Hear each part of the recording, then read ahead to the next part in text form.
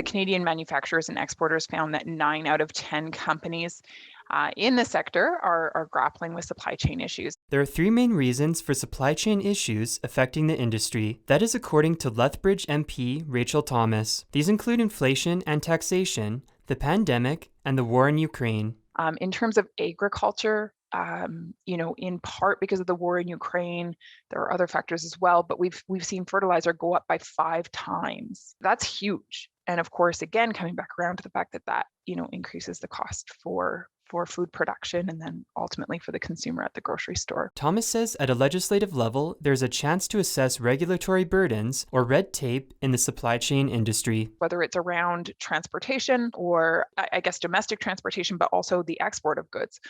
So for example, the infrastructure for an east-west pipeline would help with getting, our own product developed and to market.